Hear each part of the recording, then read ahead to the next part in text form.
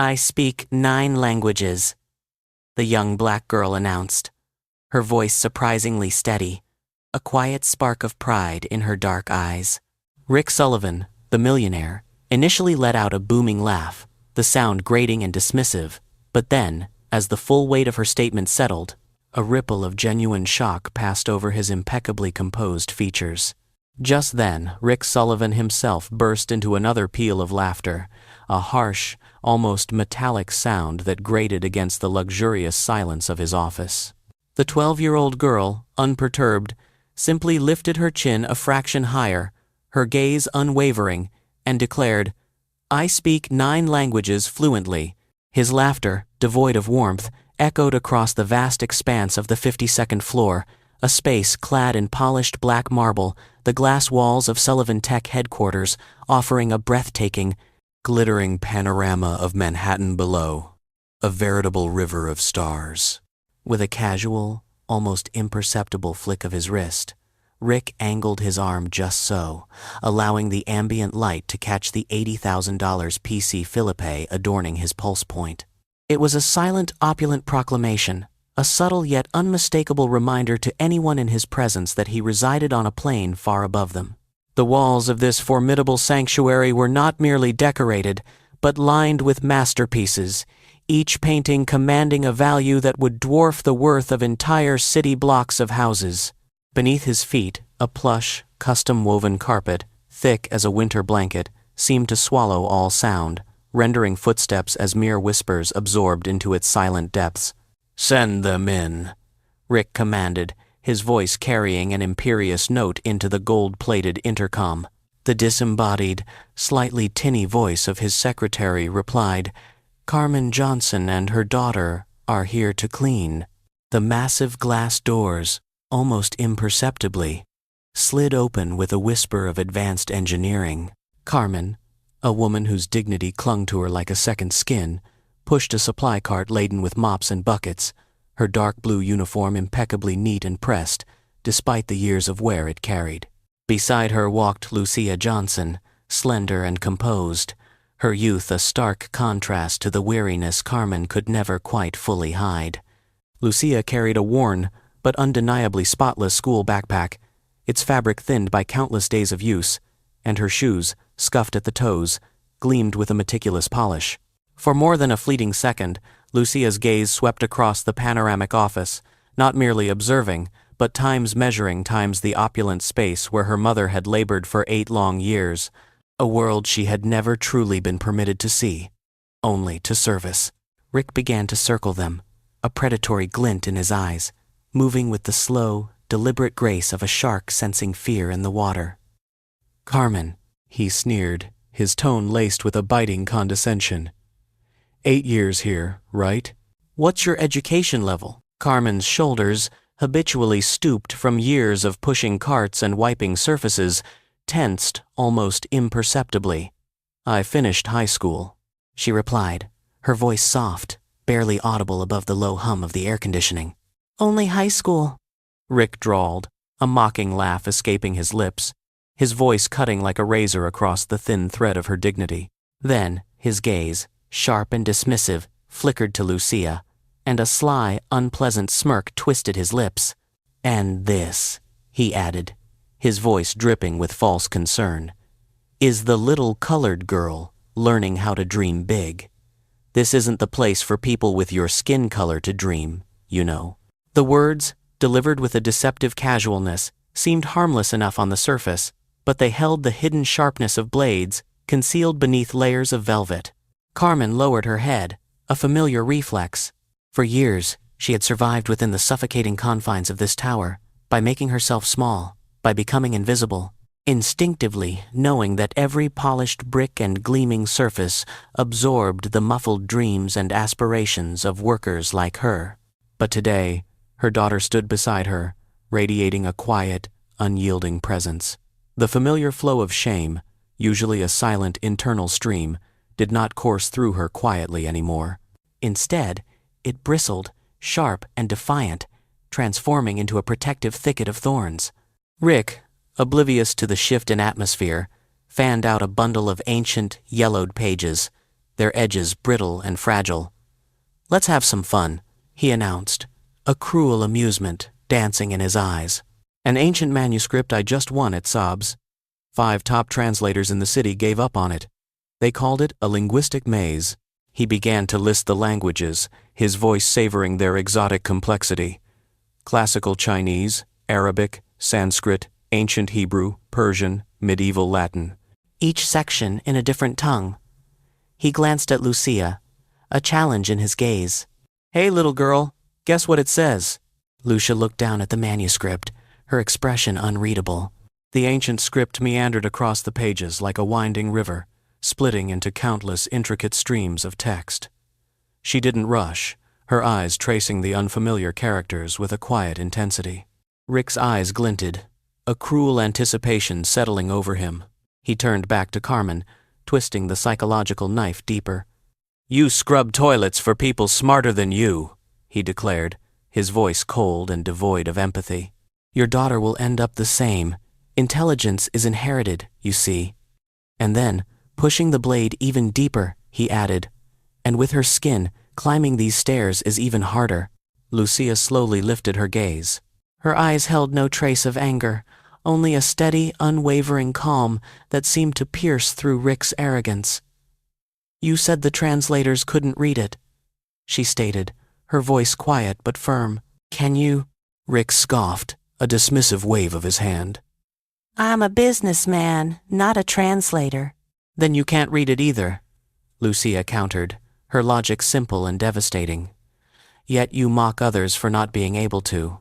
She paused for a beat, allowing her words to sink in, her voice still soft but imbued with an undeniable authority. "Money isn't proof of intelligence." A heavy silence descended upon the opulent office, punctuated only by the subtle hum of the air conditioning, which suddenly seemed to grow taut and strained, like a wire stretched to its breaking point. Rick's face flushed, a furious crimson spreading across his cheeks. He snapped back, instantly defensive, his voice sharp with indignant rage. "Do public schools teach you to talk back like that? A poor black kid claiming she can read what white PhDs couldn't?" "Stop deluding yourself." Lucia didn't flinch, didn't look away. "I speak 9 languages," she repeated, as if stating the most elementary of facts, her composure a shield against his fury. "If you want, I'll try." Rick raised a skeptical brow, a flicker of something unreadable in his eyes. Carmen's breath hitched in her throat, a sudden, fragile hope blooming in her chest. She knew her daughter was exceptionally studious, devoured books, but 9 languages? That was another universe entirely, a galaxy of knowledge she hadn't dared to imagine for her child.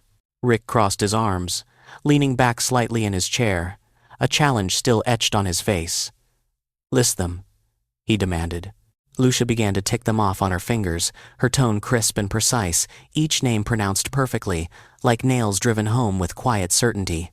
Spanish, native, English, advanced, Mandarin, basic, Arabic, conversational, French, intermediate, Portuguese, fluent, Italian, basic, German, conversational, Russian, basic.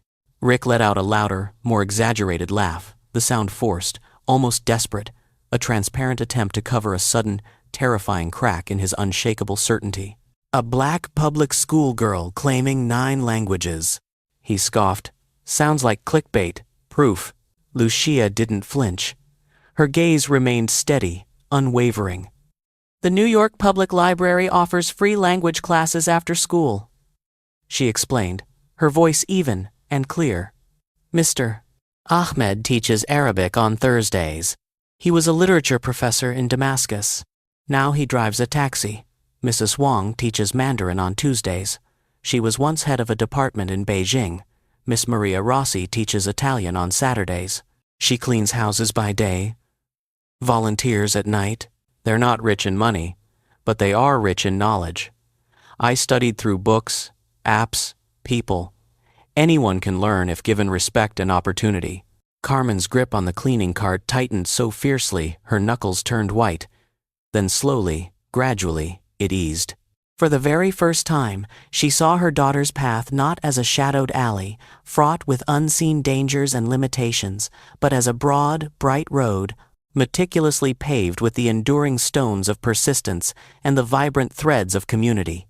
Rick, momentarily disarmed, glanced at the ancient manuscript, his mocking grin faltering, as though an invisible hand had just tapped a hairline crack in his meticulously constructed glass confidence. "Go on then," he mumbled, his voice distinctly quieter now, his chin flicking almost imperceptibly toward the yellowed pages. Lucia drew a deep, centering breath. She laid her warm, slender palms gently on the brittle paper, a gesture of profound respect for the ancient text, and began to read. The very air in the lavish office seemed to shift, to thicken with anticipation. Classical Chinese flowed from her lips in sharp, luminous strokes, each character articulated with a clarity that seemed to make it visible. Then came ancient Arabic, a language that unfolded in a flowing, melodic cascade, curling and intertwining like the intricate patterns of a finely woven carpet. Sanskrit followed, its syllables heavy with a seed-like weight, resonant with deep, ancient wisdom. Ancient Hebrew, Persian, medieval Latin, each tongue distinct, each with its own unique cadence and beauty, yet the overarching meaning wove seamlessly through them all, a single, unbroken narrative coursing like a powerful river through many different, exotic lands. Rick's jaw, which had dropped in disbelief, snapped shut with a sudden, audible click, like a fish gasping for air, pulled from the frigid depths of cold water.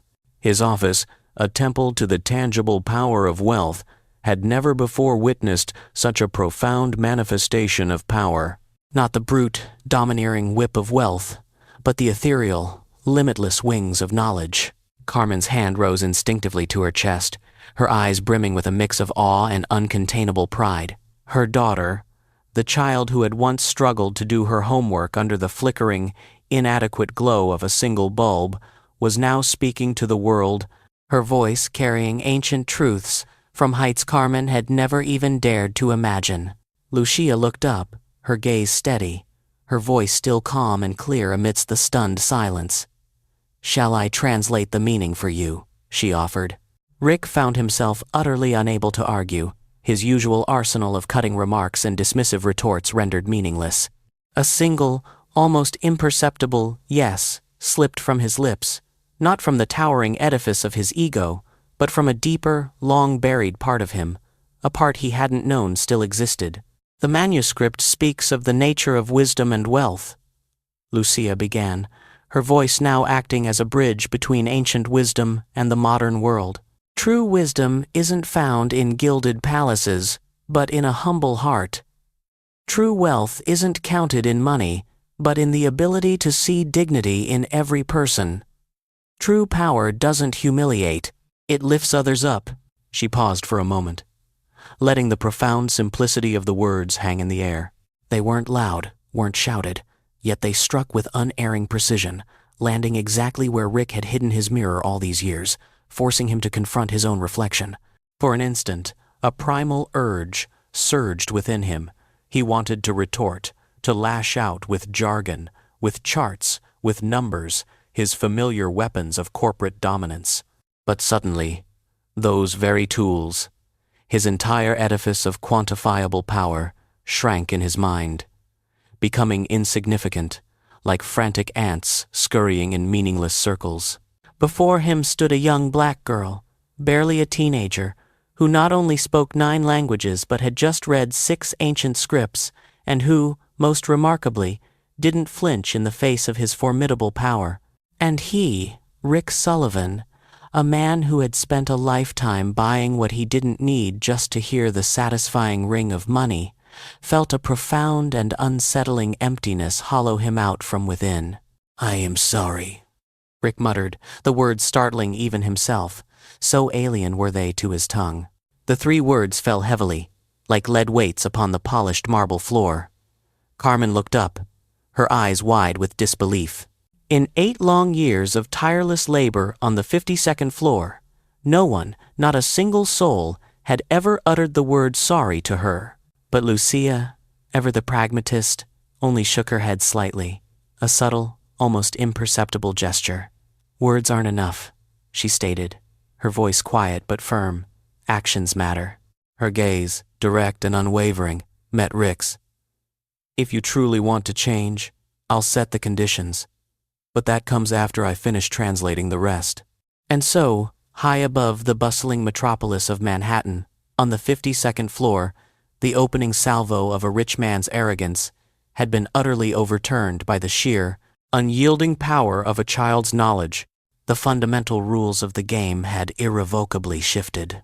The one in control, at least within the confines of this silently opulent room, was no longer the imposing man seated behind the formidable stone desk, but the slender girl standing calmly by the ancient manuscript, her small hands steady and unshaken, a quiet force of intellect and will.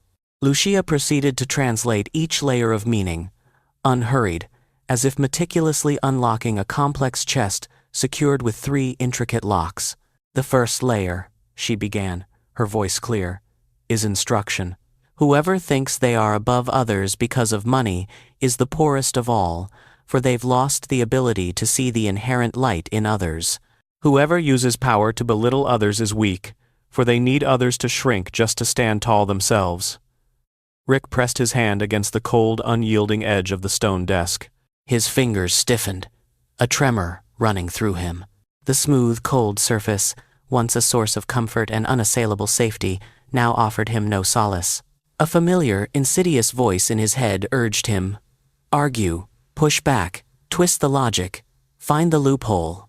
But here, in this moment, logic was no longer something he could buy or manipulate.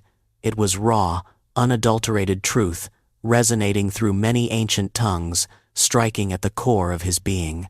"The second layer," Lucia continued, her voice unbroken, "is metaphor. The text uses a river to describe language. Water changes name and color as it flows through each land, yet it remains water, fundamentally unchanged. Similarly, people change skin color, jobs, bank accounts, yet they remain human. Their dignity does not change."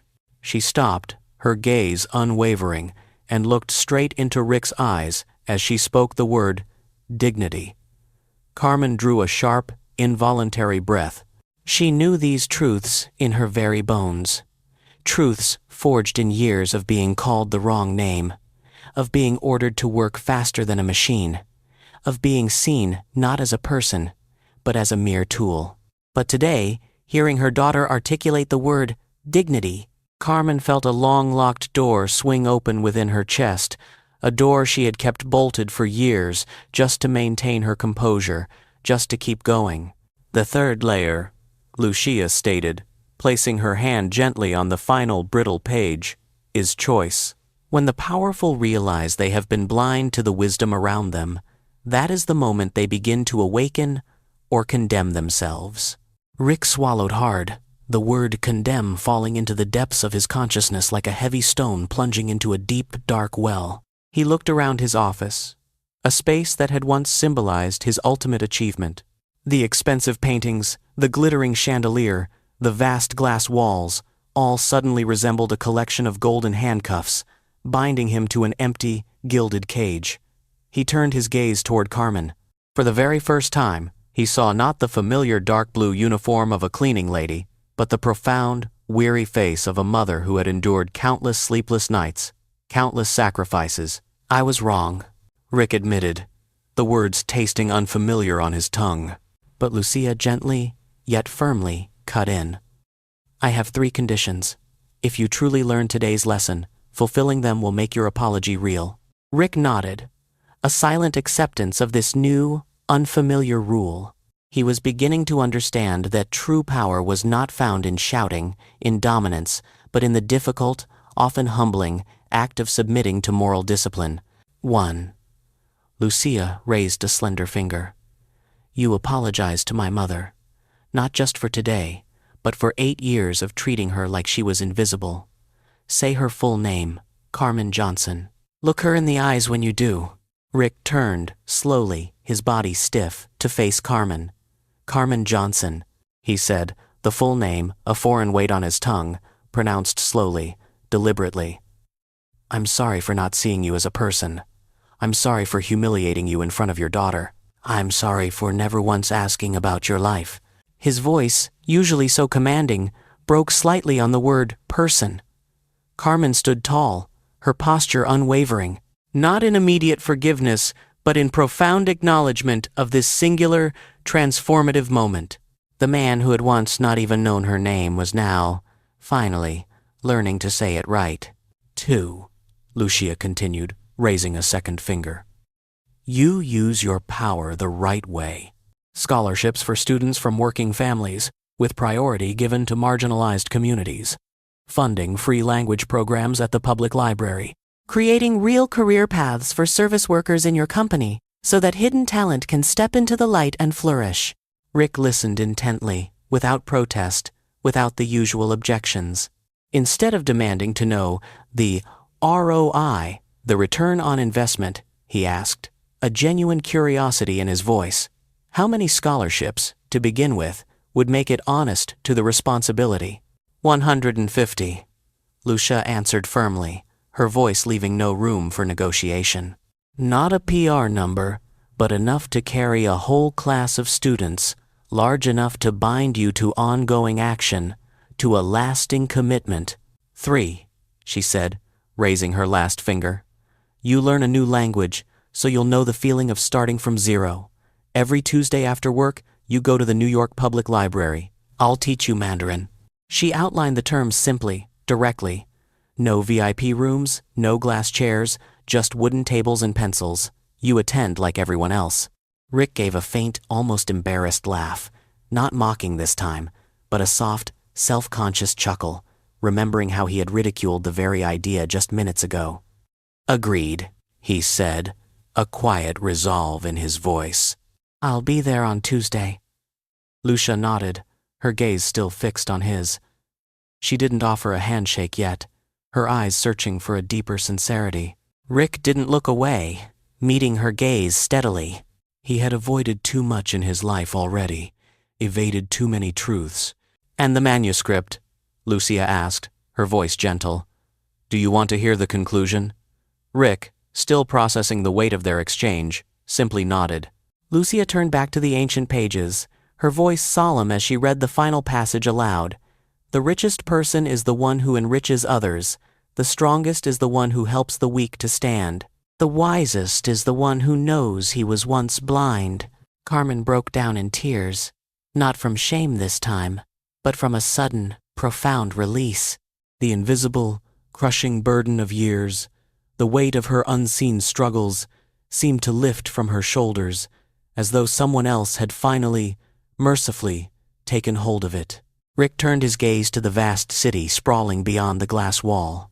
The streets still pulsed with a relentless, indifferent life. But down there, among the towering stone and the myriad lights, was a place he had never once set foot, the unassuming public library, where his very fate had just been irrevocably rewritten with the simple chalk of a young black girl. We're done here, Lucia said, calmly closing the ancient manuscript. See you Tuesday at the library. Bring a notebook with grid lines and a pencil. Homework. Practice the 4 tones. Copy 10 radicals. Rick smiled, truly smiled, for the first time that afternoon. It was a genuine smile, a human smile, without any trace of the predatory fangs he usually displayed. Understood, he replied. He then turned to Carmen, his gaze softened. Thank you, Carmen. Saying someone's name doesn't make you poorer. Sometimes, it's the very first step to becoming truly rich. As mother and daughter pushed the familiar cleaning cart out of the opulent 52nd floor office, the thick, sound-swallowing carpet no longer muffled the gentle whir of its wheels. Perhaps, in that room, the very gravity had shifted. What weighed the most was no longer cold stone or gleaming glass, but the profound, unspoken promise a man now had to keep with himself. And Tuesday would come, inevitably. Pages full of mispronunciations awaited him. Scholarship programs had to be diligently built. Squinting, skeptical eyes from the exclusive country club would surely be watching. But today, in the invisible ledger of Rick Sullivan's meticulously kept life, 3 undeniable bullet points had been written in an ink that could not be erased. And at the end of that third, transformative line, lay the indelible signature of the youngest, yet most impactful, teacher he had ever had, Lucia Johnson. The lobby of the New York Public Library, in stark contrast to the sterile gleam of Sullivan Tech, smelled invitingly of old paper and polished wood. Rick Sullivan stood there, a grid-lined notebook clutched awkwardly in one hand, a simple pencil, hastily bought at the stationery counter, in the other. For the first time in years, he had arrived precisely on time, without an assistant to manage his schedule or shepherd his movements. His phone, usually a buzzing conduit to his empire, rested quietly in his pocket, a forgotten artifact. His eyes drifted over the study tables, observing an elderly woman patiently teaching her grandson math, a group of high schoolers bent diligently over their homework, heads together.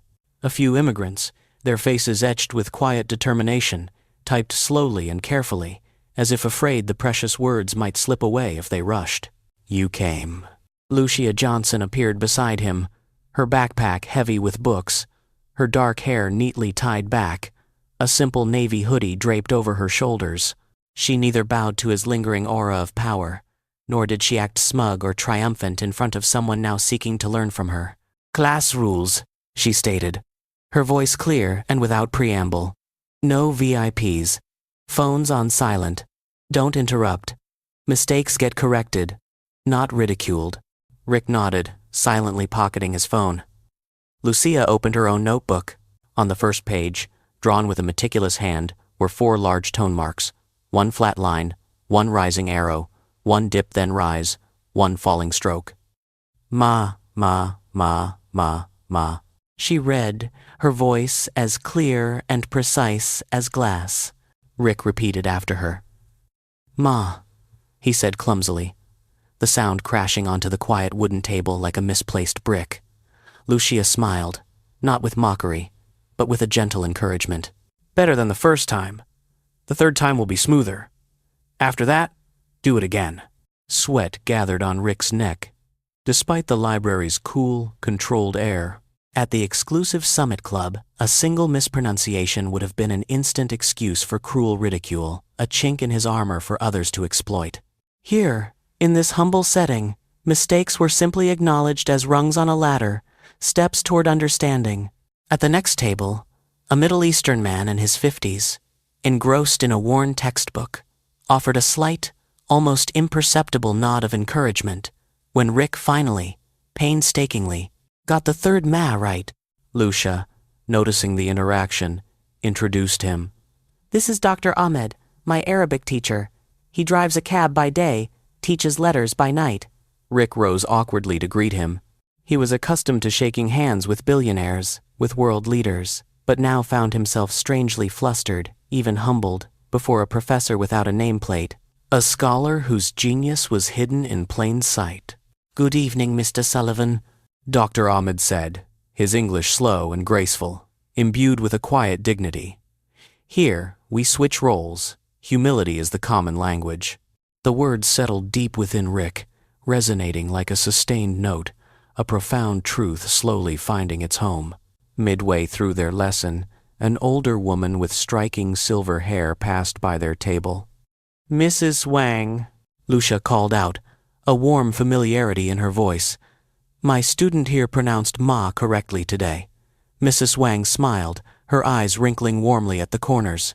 "Everyone stumbles at first," she said, her voice gentle. "What matters is stumbling in the right direction." Rick chuckled softly, a genuine sound of self-recognition. All his life, he had climbed by conquest, by dominating and overcoming. Today, he was being taught a different kind of lesson: how to fall properly, how to stumble and gracefully rise again. At the end of their hour, Lucia assigned homework. 10 radicals, 5 greetings, 20 rounds of the 4 tones. Tuesday, same spot, she reminded him, her finger tapping the wooden table. Table number 12. If you miss, you make it up. Not with money. Rick nodded, a newfound seriousness in his expression. He looked around the modest, bustling room, his mind inevitably flashing to the 52nd floor, to a world where each custom-designed chair cost as much as a year's scholarship. The strange, almost liberating feeling of being allowed to be weak, to be a novice, to make mistakes here, in this unassuming library, it felt profoundly safe. The very next morning, Rick called an emergency meeting. On the massive display screen, instead of the usual revenue charts and quarterly forecasts, 4 bold lines commanded attention: scholarships, library language program, career ladder for service staff, listening circles. The room buzzed with a nervous energy. Mark Green, the CFO, frowned, his expression a mixture of confusion and alarm. "How much will this cost? What will the shareholders ask? Where is the profit?" Rick answered without a flicker of hesitation, his voice calm and resolute. 150 full scholarships for students from working families. Long-term funding for 12 library branches. A clear career path so service employees can shift roles, learn new skills, earn certifications. The ROI will show in retention, in quality of work, in reputation. "If you want numbers, measure again in a year." His statement shifted the very atmosphere of the room. The VP of HR swallowed, visibly surprised. "Who will lead this project?" he stammered. Rick turned, his gaze sweeping across the stunned faces in the room. Carmen Johnson. The room froze, then a collective gasp rippled through the gathered executives.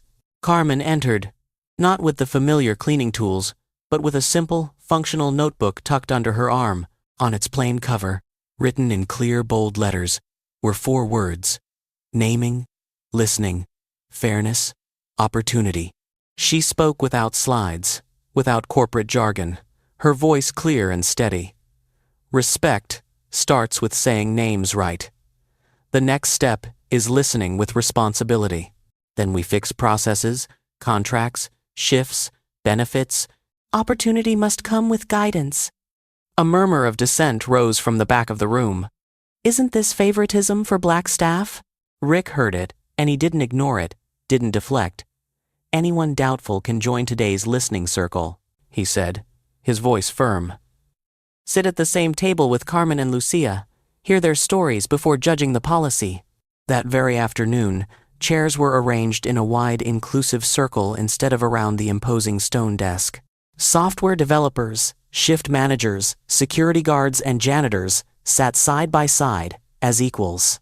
Lucia led the session with a single, open-ended question. "When have you felt invisible at work?" An Indian engineer hesitated, then spoke, his voice trembling slightly, of being teased for his accent in high-level meetings. A cleaning woman recounted how she had been called the lady for 3 years, never once by her real name. A former team lead, looking uncomfortable, shrugged and muttered, "I didn't mean it." Lucia replied calmly, her gaze unwavering. "The issue isn't intent, it's impact. From now on, we use people's names. If you slip, correct it immediately. No excuses." By evening, an anonymous post appeared on the company Slack channel. "Tuesday Mandarin with the janitor's kid." Mandatory yet. It wasn't profane, but its venomous intent was unmistakable. Rick replied publicly, his message cutting through the digital noise. "We don't mandate language learning. We mandate respect. Anyone calling a child the janitor's kid needs to relearn how to speak about people." The message sparked a fiery debate. Some employees thanked him, others muttered, "The CEO's too sensitive." Rick didn't delete the arguments. Instead, he scheduled 2 more listening circles. Carmen meticulously kept time. Lucia patiently asked the difficult questions. Even Dr. Ahmed and Mrs. Wang sat in attendance, silent witnesses. By the 3rd session, a deeper understanding began to settle over the workforce. This wasn't favoritism. It was correction. A deliberate, necessary effort to bring the scales back to balance. But pushback came from outside too. A prominent finance blog headlined, "Sullivan Tech Goes Woke, CEO Learns Mandarin at Public Library, Elevates Janitor to Management." The comments section dripped with racist jabs at skin color and intellect. Rick read them all, unflinching. He then sent a company-wide email, a powerful message that resonated through the digital corridors. "When you touch injustice, It screams. The screaming is proof you're hitting the right nerve. Keep doing the homework. On Tuesday night, Rick returned to wooden table number 12. Lucia checked his work. Where are the 10 radicals? Rick showed her a page dense with painstakingly drawn strokes. She gave a small nod, a gesture of quiet approval, enough to make the earnest student want to stay, to keep learning. For an hour, they wrestled with the intricate characters. Each time Rick got one right, Mrs. Wang winked subtly from the next table, a conspiratorial gesture of solidarity. Each time he stumbled, Dr. Ahmed, ever patient, would whisper, "Slow down." At the end of the lesson, Lucia instructed, "Next week, read a short classical Chinese passage. No transliteration. You'll stumble and get back up many times. That's normal." Rick smiled, a genuine, reflective smile. "Turns out success has tones too," he mused. "I've been pronouncing it wrong for years." Lucia slung on her backpack, then tapped Rick's notebook lightly. "Tomorrow, at the company, there will still be hard sounds. But if you read one sound right at a time, eventually, it becomes a sentence." Night fell over Manhattan, and the 52nd floor of Sullivan Tech still glowed with a distant, impressive light. But now, for Rick, the warm, humble lights of the library felt infinitely more inviting, more authentic. He realized that power wasn't lost when you learned to say sorry. It only shifted, moving away from the hollow echo of mocking laughter toward the quiet, affirming nods of those who had never been invited to his table before. Friday noon, at the exclusive Summit Club, the room was hushed, opulent, a sanctuary of power, dark wood paneling, thick velvet drapes, and the rich amber glow of light refracting through Bordeaux glasses. Bradley Carter, a titan of hedge funds, Sebastian Price, a pharmaceutical magnate, and Ethan Cole, a telecom mogul, sat around a polished mahogany table, their eyes, accustomed to measuring people by stock prices and market capitalization, now fixed on Rick. Bradley lifted his glass, his voice laced with a thinly veiled accusation. "Rick, I hear you're bringing social justice into your company, taking Mandarin classes at the public library, and promoting a black janitor to director." Each word he uttered snapped open like the lid of a Pandora's box, releasing a torrent of thinly disguised prejudice. Rick calmly set his glass down, his gaze steady. "Her name is Carmen Johnson. She leads our people development program, designing real career pathways, and yes, I'm learning Mandarin from my 12-year-old teacher, Lucia Johnson." Sebastian scoffed, a dismissive sound. "Is this a PR stunt, Rick, or are you prepping to sell out to Chinese investors?" Ethan added with a sneer. "Don't kid yourself. Talent isn't found in basements." Rick didn't flush, didn't react, with his usual quick temper. 6 weeks ago, he might have laughed along, might have joined in the subtle put-downs. Today, he spoke with a quiet, unshakable conviction. Dr. Ahmed was once a professor of Arabic literature. Mrs. Wang once chaired a department in Beijing. They teach in libraries because of borders and wars, not because they're lesser. It took me 51 years to truly see that. Bradley set his glass down with a sharp, resonant clink, his patience clearly wearing thin. "You're weakening our position, Rick. These woke stunts make shareholders uneasy." Rick smiled, a genuine, unforced smile, entirely without his usual fangs. If shareholders oppose respect and investing in people, then maybe Sullivan Tech is no longer the right fit for them. Sebastian leaned forward, his voice a challenge. "Choose your side, Rick. 1 week. Adjust, or you're out of this circle." Rick stood, his movement fluid and resolute, utterly devoid of mockery or hesitation. "I'll leave right now. You can keep your circle. I have a new one now. The library, the classroom, the scholarships." He turned and walked away. Behind him, someone muttered, "Lunatic." The word fell onto the thick carpet, absorbed without an echo. Monday, the quarterly shareholders' meeting. Reports and charts filled the cavernous room, a sea of numbers and projections. Mark Green presented conservative forecasts, his voice droning with familiar metrics. A shareholder, his face etched with concern, spoke up. We hear costs are rising from scholarships and libraries. What about our margins? Rick didn't dodge, didn't evade. Yes, costs rose, he admitted, his voice strong and steady, but turnover rates dropped significantly. Productivity stabilized. Workplace accidents at 2 satellite plants fell 30% after retraining and schedule adjustments, and our applicant pool has doubled because of our enhanced reputation. Another shareholder frowned, skeptical. That's correlation, not causation. Rick nodded. Agreed. So, let's test it. 2 units will replicate the model. 2 will remain unchanged. 6 months of data. I'm betting on people. Mid-session, an aide whispered urgently in Rick's ear. Problem in the lobby. He excused himself, a ripple of unease passing through the room. In the lobby, the large, vibrant poster announcing the Lucia Johnson Scholarship had been defaced with thick black marker. A crude drawing stood beside the elegant scroll, emblazoned with the words, "Stay in your lane." There were no explicit racial slurs, but the target was painfully clear: Lucia's skin color and her mother's work. Security guards were flustered. Employees murmured nervously. Carmen stood firm, her face pale but her chin held high, an unwavering dignity in her posture. Lucia arrived seconds later, stopping abruptly, her gaze fixed on the hateful words. She didn't cry.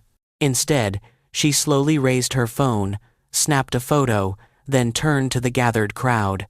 We do 2 things, she announced, her voice clear and resonant. 1. Erase it. Filth doesn't get to linger on a wall of opportunity. 2.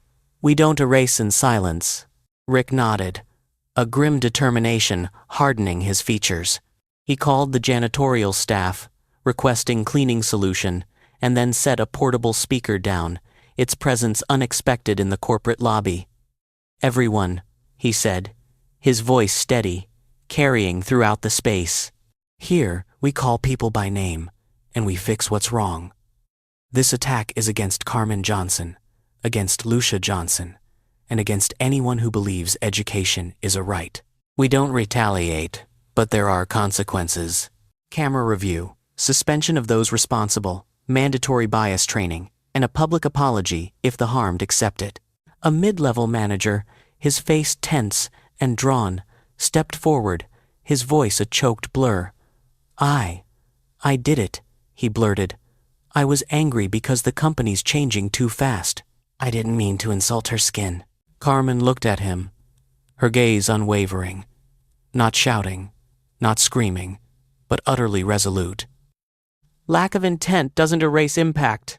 I hear your fear of losing ground, but your ground doesn't come from pushing me down. Rick suspended him for 3 weeks without pay and required him to attend 3 listening sessions. Public apology, and a pathway to reinstatement only if Carmen and Lucia themselves could confirm the genuine ring of sincerity in his words. The man, a figure once so imposing, now stood humbled, eyes shimmering with unshed tears. I am sorry, he choked out, his gaze meeting Carmen's directly for the very first time, a silent acknowledgement of a dignity he had previously overlooked. Carmen, ever stoic, offered a small, measured nod. I hear you, she affirmed, the quiet statement carrying the weight of past hurts and nascent understanding. The resolution was immediate and tangible. Cleaning supplies were produced, and the offensive graffiti was scrubbed away on the spot. Rick, observing the scene, issued a deliberate instruction. No clean poster was to be reprinted. Instead, the defaced, now restored, scholarship poster was to be carefully framed.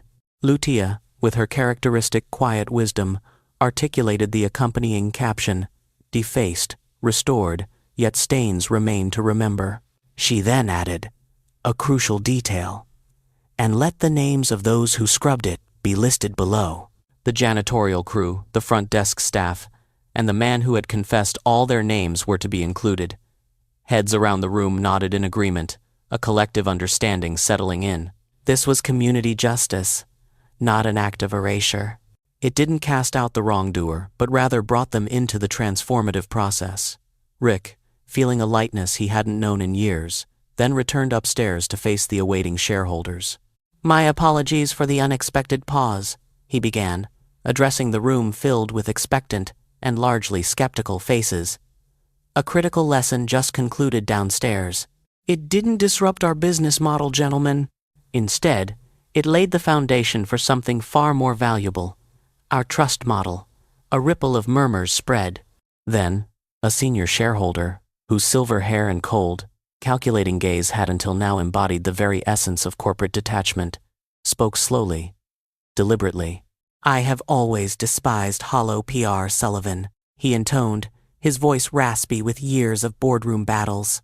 But if you are genuinely committed to forging a workplace where janitors and engineers can collaboratively resolve crises and teach each other, then consider my stake secured for another 3 years. The words were a cautious endorsement, yet in their stark honesty, they carried more weight than any unanimous vote. As dusk deepened into evening, Rick sought the familiar solace of the library. Lucia, perched comfortably at table 12, greeted him with a knowing smile, ready to unveil a new lesson. It was a short passage from classical Chinese, its characters graceful yet complex. Rick stumbled, his tongue twisting around the unfamiliar tones, then tried again, a flicker of concentration in his eyes. He got it right. Good, Lucia praised softly, her approval a potent reward. Tomorrow marks the first round of scholarship interviews. Would you care to sit with the panel? Not to grade, mind you, just to listen. Rick nodded slowly, a profound realization dawning on him. I've spent far too much of my life speaking, he admitted, a quiet self-revelation. Now, it's time to truly hear others' lives. Later that night, he walked the hallowed halls of the 52nd floor, where once colossal million-dollar paintings had commanded attention, now hung photographs, each a window into a vibrant human story. Ahmed, captured mid-explanation, at a chalkboard covered in elegant Arabic script, Mrs. Wang, her face beaming, framed by an impossible stack of books, a young Latinx girl, her eyes wide with wonder, clutching her scholarship letter like a sacred scroll. Carmen, radiant and engaged, at a community round-table meeting. Rick paused, then reached for the dimmer switch, bathing the opulent space in a softer, more intimate glow. The atmosphere, once sterile and imposing, softened, imbued with a newfound warmth. Downstairs, in the hushed quiet of the library, the faint stain on the scholarship poster, deliberately preserved, served as a constant, tangible reminder that this work, this journey of transformation, would always leave its indelible marks. And perhaps, Rick mused, keeping a scar to remember was the most necessary act, a safeguard against the hubris that had once led him to believe he stood above others. Before locking up, he opened his weathered grid notebook, its pages filled with the meticulous calculations of a bygone era. On a fresh sheet, he penned a new truth. Learning people's language is harder than learning Mandarin, but mastering both is how you truly read the world. He closed the book, a sense of anticipation building within him. Tomorrow, the raw, authentic voices of scholarship applicants would pour into that interview room, fresh as the morning wind, and there, amidst it all, a single pencil would wait for him, ready to mark the first words of a rewritten life. The 6th-floor hall, typically an anonymous corridor, had been transformed into a temporary interview space. The setting was intentionally humble: folding chairs, plain white tablecloths, paper water cups, and handwritten name tags that bespoke a personal touch. Carmen Johnson, her presence radiating calm competence, served as the coordinator, orchestrating the flow with quiet authority. Beside her sat the blind review panel, a carefully selected group designed for diverse perspectives. 2 promising young managers, a veteran engineer whose insights spanned decades, the erudite Dr. Ahmed, the ever-wise Mrs. Wang, and at the very center of the table, Lucia, the youngest of them all, yet clearly the moral compass of the group. Rick Sullivan, for his part, occupied a chair slightly apart, a silent observer. Before him lay a single sheet of paper, on which Lucia had penned 4 definitive words: asterisk, do not interrupt asterisk. The first candidate, Amaya Rivera, hailing from Queens, carried a bundle of handwritten bilingual poems, her most precious possessions. "I wrote them while waiting for my mom to finish her shift," she explained, her fingers nervously tracing the cheap, worn necklace at her throat, a small talisman against the enormity of the moment. Lucia, with her gentle but probing questions, asked, "When do you feel invisible?" Amaya's response was swift, tinged with residual hurt. She recounted a teacher who had once told her, "Your accent is cute," only to then assign her low marks for what was dismissively termed kitchen grammar. Dr. Ahmed, captivated by the raw emotion, asked her to read one short poem. As her voice, imbued with the rhythm of two cultures, filled the room, the entire panel fell into a profound silence. Rick sat perfectly still, a revelation washing over him. Pure, unadorned talent, vibrant and undeniable, flowed right before him, requiring no golden frames or corporate pedestals to validate its worth. The second candidate, Jamal Carter from Brownsville, entered carrying a marvel of ingenuity. A robot built entirely from scrap parts, its metallic gleam a testament to his resourcefulness. "I love the subway," Jamal declared, his eyes glowing with an almost childlike enthusiasm. "I want to study rail engineering." When Lucia, delving deeper, inquired about a past failure, Jamal grinned, a flash of self-deprecating humor. "I once applied for an unpaid internship," he began. They looked at me, looked at my hoodie and asked, "Is that the dress code?" He paused, the memory still fresh. "I went home that night, coded a Python simulation of their entire brake system, and sent it back to them." Next time, they invited me for an interview. The third candidate, Noah Higgins from Staten Island, was white, with neatly written notes meticulously organized before him. He spoke with quiet gravity about his father, a victim of the opioid crisis. "I work at the ferry terminal," he stated, his voice steady. "I'm not good at speeches, but I show up on time, every time." Lucia nodded, a subtle mark in her notes, acknowledging his profound discipline and perseverance.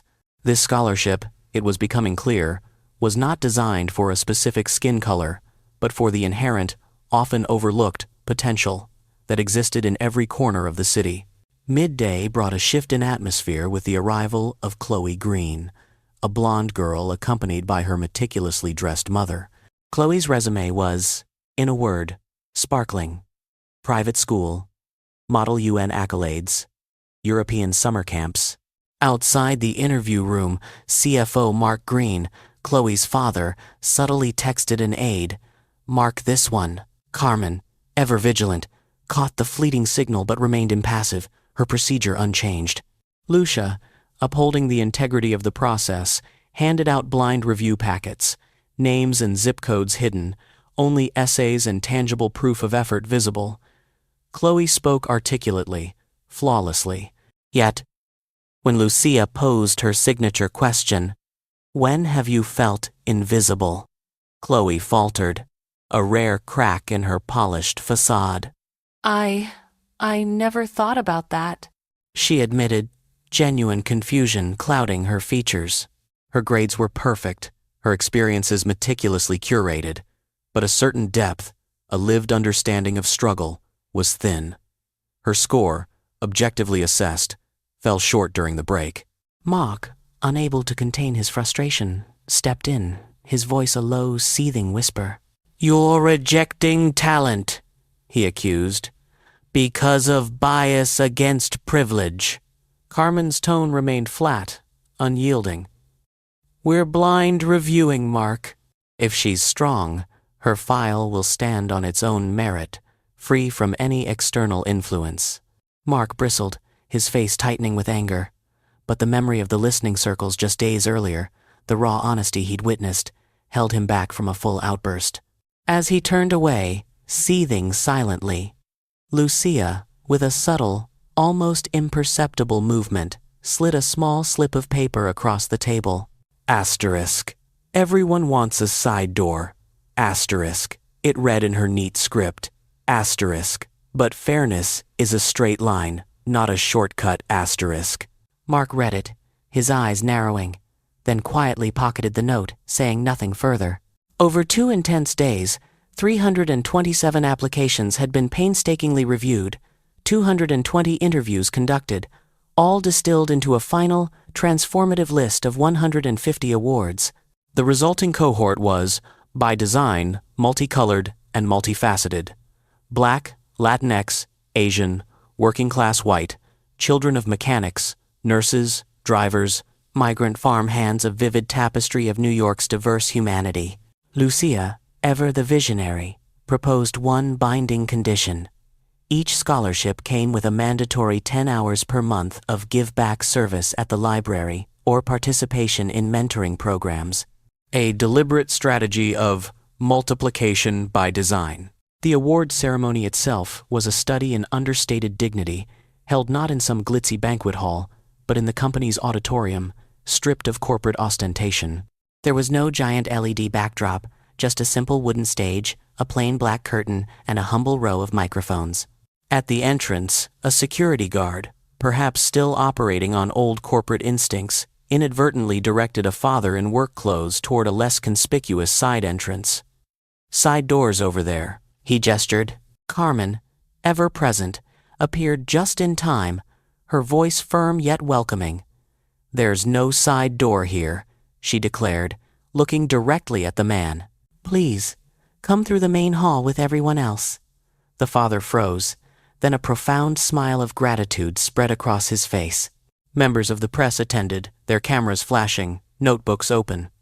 A seasoned reporter, seeking a headline, asked Rick, "Is this affirmative action too?" Rick began to reply, then, with a subtle shift of his gaze, looked to Lucia. She stepped forward, her small stature belying the immense wisdom she carried. "Equality," she explained, her voice clear and resonant, "is giving everyone shoes. Equity is making sure they fit. This scholarship measures the foot first.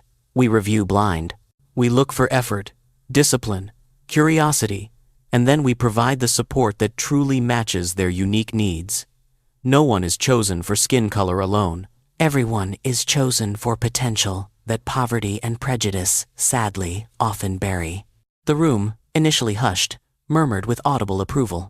Rick glanced at Lucia, a deeper understanding solidifying within him, finally grasping why on Tuesday nights he had to practice his Mandarin tones, learning to balance sentences and nuances as carefully and precisely as she did. Then the names were called. Amaya Rivera, her small frame radiating pride, walked across the stage, her mother in the audience openly weeping tears of joy. Jamal Carter, his eyes still shining with dreams of rail engineering, proudly held aloft the scrap metal robot that had been his interview companion.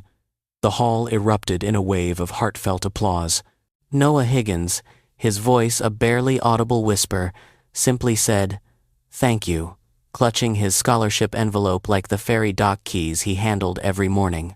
At the back of the auditorium, Mark Green watched quietly, a profound introspection settling over him. He remembered his own father, who had once mopped hospital floors before diligently working his way up to a shift supervisor, perhaps, in his own ascent, in his fear of losing power and status. Mark had forgotten his family's old, arduous path. He bowed his head, then typed a message into his phone, a confession he ultimately never sent. Asterisk. I struck the wrong tone. Asterisk. Afterward, a television station requested an interview. A reporter, somewhat condescendingly, addressed Lucia directly. "You're only 12, she stated. "Why are you teaching a CEO?" Lucia, unfazed, answered with simple truth. "Because he wanted to learn. And because someone who knows how to say sorry," she added, her gaze briefly flickering to Rick, "deserves to learn." Rick laughed softly, a genuine, unburdened sound. It was, he realized, the best PR line he'd ever heard. Except it wasn't PR at all. It was simply the truth. That night, the elevator carried Rick and Carmen down to the lobby, a shared silence settling between them, rich with unspoken understanding. The once defaced scholarship poster, now carefully framed, hung prominently with its poignant caption, "Defaced, repaired, stain, kept to remember." Rick paused before it, a deep contemplation in his eyes. "Tomorrow I meet the board," he said, his voice quiet. "They'll be looking for harder metrics." Carmen nodded, her gaze fixed on the framed poster. "We'll bring them measurable stories, Rick. Reduced turnover in service teams, hundreds of mentoring hours logged, workers attending night classes at the library, new life paths opened. The true metrics of trust are repeated actions consistently applied." Rick stepped out into the Manhattan night. The air was dry, carrying the faint, metallic scent of the city, and the streetlights cast a warm, inviting glow. He realized then that amidst the city's ceaseless noise, the profound silence of the auditorium today had been the truest sound he had heard. The silence after each okay from Lucia. The silence after each scholarship name called from that bundle of yellowed pages on the 52nd floor. The story, he understood, had irrevocably changed shape, transforming into a new social contract, implicitly signed by the trembling hand of a once arrogant man and the steady, wise script of a young girl who truly knew how to read the world. The Monday morning strategy meeting was devoid of the usual multicolored KPI charts and complex financial projections. Instead, on the gleaming whiteboard, Rick wrote 4 large, stark words: humiliation, education, action, multiplication. "This," he stated, turning to face his executive team, "is the diagram I've lived through, and it is how we will run our system moving forward. Step 1. Humiliation. Facing the wound." End quote. Carmen, her voice clear and compassionate, led a retelling session. Each person was asked to write down a specific moment when they had belittled someone, even unintentionally, with a strict caveat. No excuses were allowed. The goal was profound: to recognize the habit, the insidious pattern of dismissal. Mark Green, CFO, stood slowly, his previous resentment visibly softened. "I admit," he began, his voice raspy with vulnerability, "I asked to flag an application, Chloe's, because I feared this program would inevitably cut out children of our class, children of privilege. I was wrong, and I will recuse myself from the review panel for 1 year, starting today." The room fell into a stunned silence, then, spontaneously, broke into applause. It wasn't a cheer for triumph, but a genuine acknowledgement of someone laying down a weapon, a symbolic surrender of ego. Step 2. Education. Structured learning. Lucia, Dr. Ahmed, Mrs. Wong, and the HR team collaborated to design a revolutionary 3-2-1 module. 3 hours dedicated to responsible listening, learning to say names correctly, to ask open, empathetic questions, and to respond without defensiveness. 2 hours focused on unconscious bias through interactive role-play scenarios, where managers analyzed the crucial difference between impact and intent. And finally, 1 hour dedicated to the skills of uplift, how to provide concrete, meaningful opportunities through shadowing, mentorship, and microgrants. There would be no endless, sterile slide decks. Instead, real stories, deeply human narratives, would lead the way. Every manager, without exception, was mandated to complete this module within 30 days. Step 3. Action. Fixing process. As Rick had promised the shareholders, 2 units within Sullivan Tech were designated as pilots, while 2 others remained as control groups for comparative analysis. In the pilot units, Carmen's team embarked on a radical redesign of the career path for custodial staff. The trajectory shifted from cleaner to team lead, facility coordinator, and ultimately, safety and operations associate. These new roles were explicitly linked with night classes offered at the library. Basic IT skills, communication mastery, English, Mandarin, and Arabic. Timesheets, too, underwent a fundamental change. Study hours, once considered lost productivity, were now logged as dedicated development time, a profound shift in corporate philosophy. Step 4. Multiplication. Scaling out. The most ambitious element of the plan decreed that each employee in the program would mentor 1 scholarship student, a mandatory commitment of 1 hour per week. Rick underlined the staggering potential. 1 hour times 300 people times 52 weeks equals 15,600 hours of direct mentorship. That, he declared, is a parallel school built right within our ecosystem.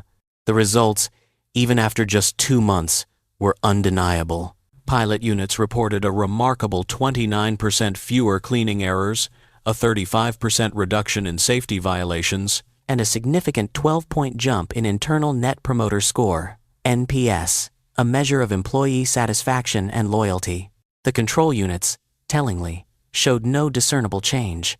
CFO Mark Green, the very man who had once scoffed at soft metrics, now presented the data himself. "I measured it," he affirmed, his voice firm. "This isn't PR. Numbers don't lie when measured right." Beyond the company walls, the library network itself began to multiply its impact. The original 12 branches launched vibrant, community language hours. Tuesday nights saw Mandarin classes, where Mrs. Wong, with her gentle expertise, trained 6 new assistants. Thursday nights were dedicated to Arabic, with Dr. Ahmed mentoring 4 former Syrian students, now blossoming as teachers. Weekends hummed with an ancient texts reading club, coordinated by Lucia, now 13, alongside a volunteer linguistics PhD student. Maria Rossi, with her infectious energy, built an Italian-Spanish conversation group for parents, ingeniously pairing mothers and children to learn together. The seed of family learning, sown in empathy and necessity, was taking deep root across the city. Yet, resistance, insidious and familiar, still came. A late-night talk show blared, its host railing against our scholarships, favoring minorities, and leaving middle-class kids behind. They brought on a pundit armed with cherry-picked numbers, designed to inflame. Rick, however, refused to engage on their terms. He didn't go on air. Instead, the company hosted a public town hall at the library itself. Scholarship students, their voices clear and compelling, shared their personal journeys. Parents, with quiet dignity, explained the grind of shift work and the dreams they held for their children. Managers outlined the new processes, the tangible changes transforming their workplaces. A Jamaican-born worker, his voice ringing with pride, recounted, "I learned Excel at night. Last week I submitted my first report. My supervisor praised it. The room erupted in spontaneous applause.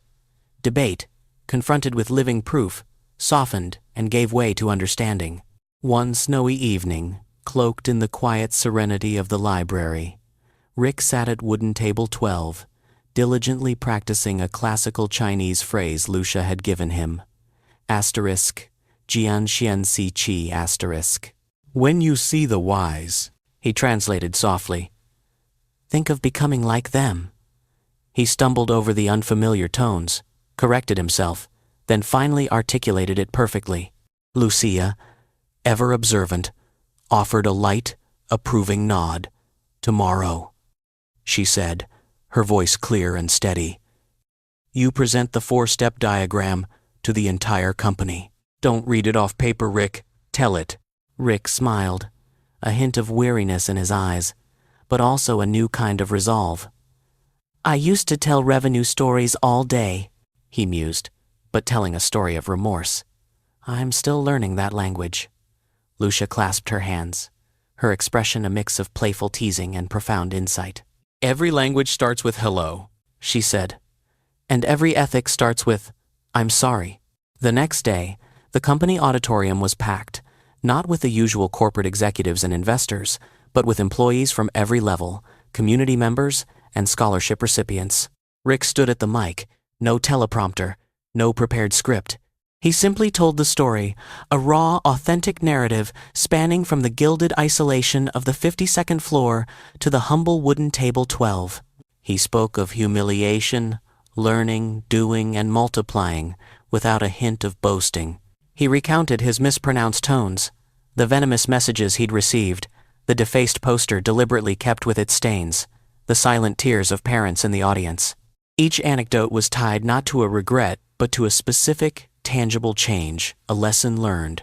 At the end, his voice ringing with conviction, he declared, "I commit 3 years of funding for the 12 library network, expanding it to 18 branches, and increasing the scholarship fund to follow every student through graduation. This isn't a campaign," he emphasized, his gaze sweeping across the rapt audience. It's how we do business now. When the lights rose, the company's board chair, a man of formidable reputation, stepped onto the stage. He shook Rick's hand, his expression one of profound respect. 3 months ago, I harbored serious doubts, he admitted publicly. Today, I vote to expand the pilot program immediately. And in a year, if these remarkable results hold, we will establish a permanent endowment for this program. Rick looked down at the front row, where Lucia sat, small but radiant, flanked by Dr. Ahmed and Mrs. Wong. She met his gaze and nodded, a quiet acknowledgement, like a student receiving a challenging new assignment she was more than ready to tackle. That night, alone in the quietude of his office, Rick opened his grid notebook. On a fresh page, he carefully redrew the 4-step diagram, but this time he added a looping arrow, connecting multiplication back to humiliation, signifying a perpetual cycle of learning and growth. At the bottom, he penned a new insight. Multiplication isn't a one-time act, it's a habit. In the corner, a crooked pencil mark, a deliberate imperfection, served as a tangible reminder. Stains must be kept to remember direction, to never forget the path traveled. Outside, soft snow piled gently on the library steps, blanketing the city in a serene hush. Inside, the quiet rustle of turning pages echoed, a subtle, rhythmic sound, like the heartbeat of a city learning how to speak to itself again, how to listen with empathy. The New York Public Library was unusually crowded that evening, a vibrant hum filling its grand halls. In the community room, a hand-drawn brown paper banner, boldly lettered in marker, proudly declared, Language Commons, Kong Jong Non. At its heart stood Lucia Johnson, a black felt-tip pen in hand, radiating a quiet authority. Around her gathered Dr. Ahmed, Mrs. Wong, Maria Rosie, and a constellation of newly awarded Lucia scholars. Each person, with earnest focus, pinned a small card to the banner, inscribed with 2 fundamental questions. What can you teach? And what do you want to learn? The lines of diverse handwriting intertwined, tangling into a living map of study, a testament to collective curiosity. Jamal, his engineer's mind already at work, signed up to teach basic circuits to neighborhood kids. Amaya planned Friday bilingual poetry nights, weaving words from her 2 worlds. Noah offered to monitor ferry schedules for parents and, with his meticulous nature, teach Excel. Maria suggested weekend mother-child Italian and Spanish classes, nurturing the delicate bloom of intergenerational learning. Carmen walked the room, a warm smile gracing her lips, calling each person by name. From being a janitor, once relegated to the margins, she had transformed into a cultural architect, meticulously building bridges of understanding. At wooden table 12, Rick Sullivan, ever the diligent student, scribbled Chinese radicals, practicing tones. He confused times ma asterisk, mother with times ma asterisk horse, drawing warm, gentle laughter from the group. Mrs. Wong, her eyes twinkling, nodded sagely. We laugh to learn, Rick, not to humiliate. Every laugh that night seemed to restore something fundamental that the cold, corporate 52nd floor had once stripped away. The safety to be wrong, the freedom to stumble on the path to knowledge. Meanwhile, the City Ledger, ever vigilant for controversy, published an op-ed, its headline bristling with thinly veiled skepticism. Don't turn a black child into a PR prop. Does Lucia really speak 9 languages? Underneath, anonymous online accounts erupted, shouting, "Prove it," before real scholars. There were no overt slurs, but the tone was chillingly familiar. A velvet skepticism designed to undermine and dismiss. Phones buzzed across the crowded room. Dr. Ahmed frowned, his brows furrowing. They want a circus, Mrs. Wong murmured, her voice barely a whisper. The library is not a circus. Rick glanced at Lucia. She calmly put her phone down, not snapping back, her composure unshakable. If they truly want an academic discussion, she stated, her voice quiet but firm, then we must set the conditions. No live broadcast, no edits, a clear agreement on purpose, a rigorous testing method that does not expose a person to ridicule, and a commitment. Each scholar must sign a letter supporting the library's mission. Dr. Ahmed nodded slowly, a glint of approval in his eyes. We will invite colleagues from Columbia, NYU, Fordham, institutions of unimpeachable academic integrity, he affirmed. We will write a formal protocol, Mrs. Wong added, her resolve hardening. And Lucia won't perform alone. This is a comparative study, a true colloquium. There must be co-readers, co-translators.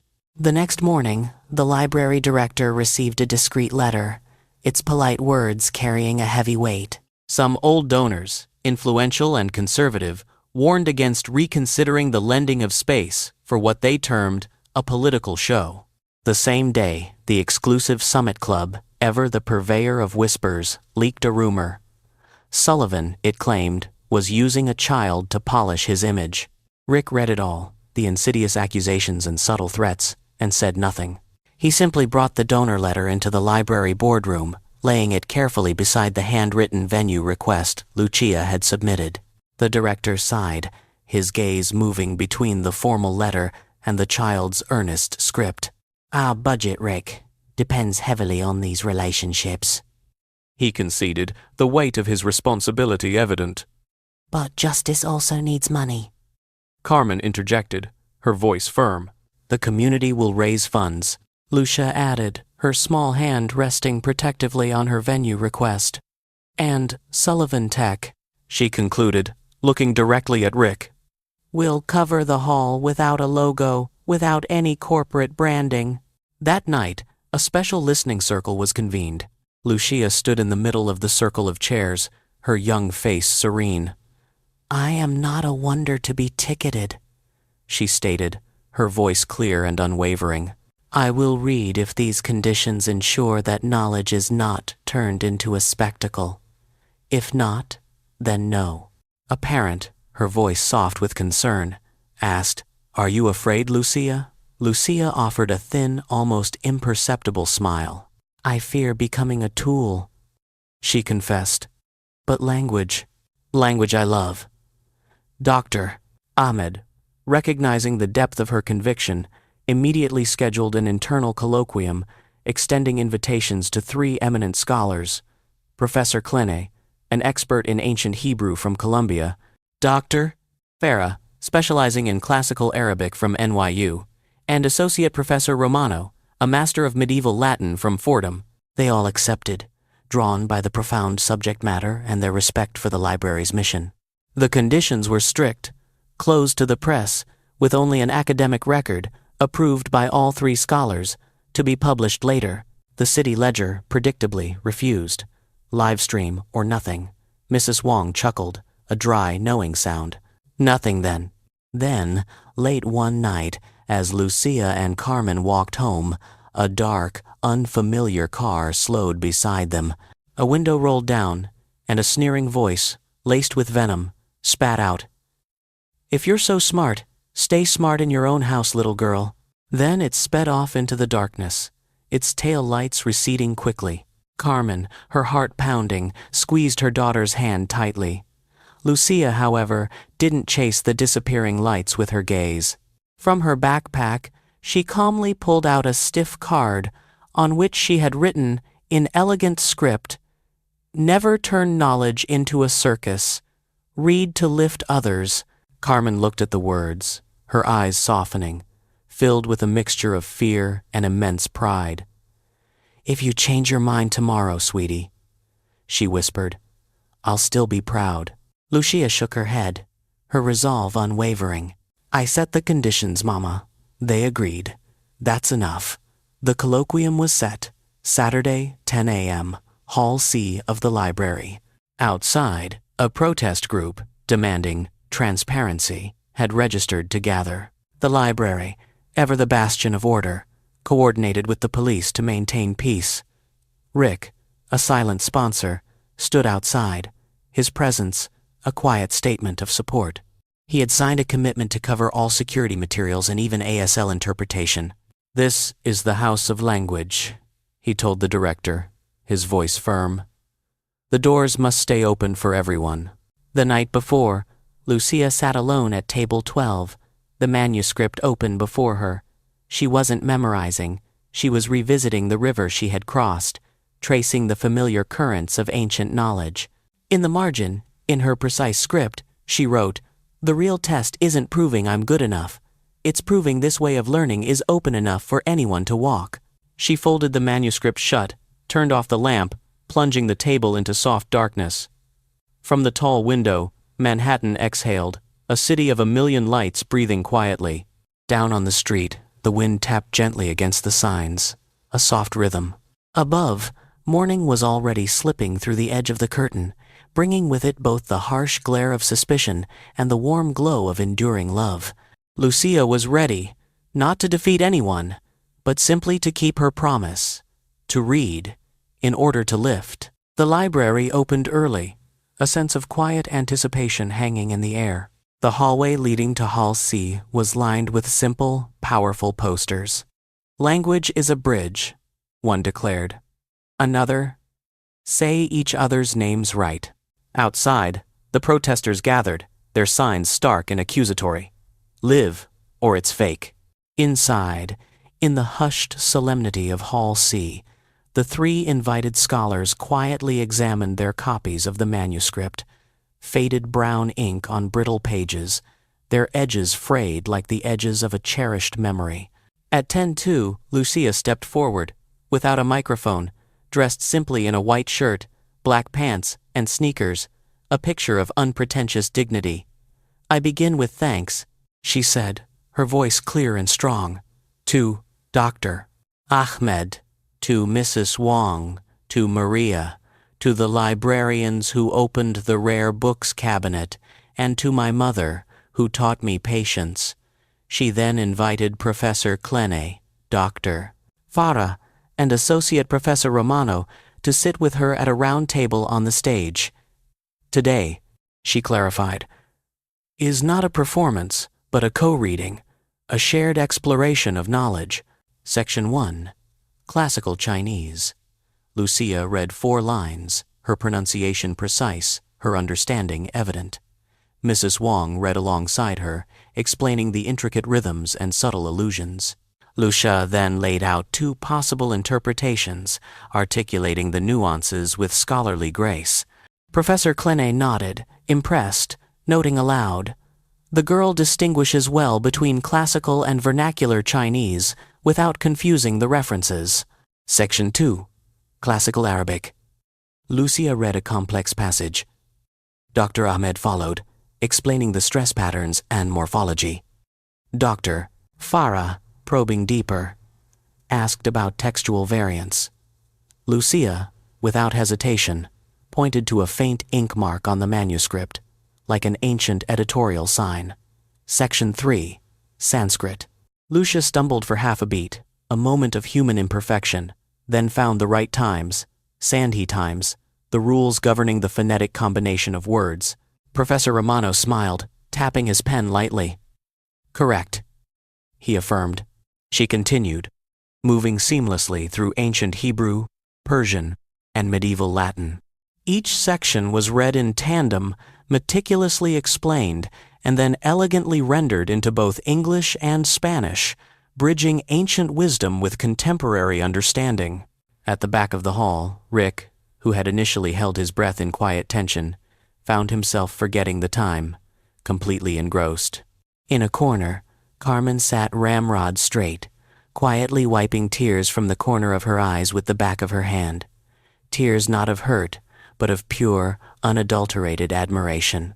During the Q&A session, a man in the back, unable to wait for the microphone, rose abruptly. "Why must we listen to a child?" he challenged, his voice dripping with dismissive contempt. "This is parrot skill. Let adults do adult work." The room fell silent, the tension palpable. Lucia didn't flush, didn't falter. She spoke clearly, her gaze steady. "I'm not asking for adult jobs," she replied calmly. "I am learning from adults and inviting them to learn again from a child's curiosity. If it were merely parenting, I could not answer questions about textual variance and etymology. And if children must wait until we're old enough to be heard, most of us will never be heard at all. A blogger, ever opportunistic, raised his phone. Why not live stream? Afraid. Dr. Ahmed, stepping forward, took the mic. Scholarship, he stated, his voice ringing with authority, is understanding before reporting. The academic record of today's colloquium will be published, with the signatures of the 3 distinguished scholars. No edits will be needed. The scholars nodded in unison, affirming his words. The blogger, deflated, lowered his phone, and sat down. Lucia then closed the manuscript, turning to face the screen behind her, which now displayed Rick's 4 arrows. Humiliation, education, action, multiplication. If today, she began, her voice gaining a new depth, there is something more important than reading texts correctly. It is reading society correctly. She gestured toward the screen. From a marble room where humiliation once happened, she continued, her voice drawing a stark contrast. We came to the wooden tables of the library to learn. From an apology came action, scholarships, clear career paths, dedicated mentoring hours, and now, multiplication. Lucia invited Rick onto the stage. He walked slowly, a man transformed, a timeless figure now comfortable in his own skin. Today, Rick announced, his voice filled with a profound sense of purpose. I sign into being the Lucia Johnson Foundation for Human Dignity.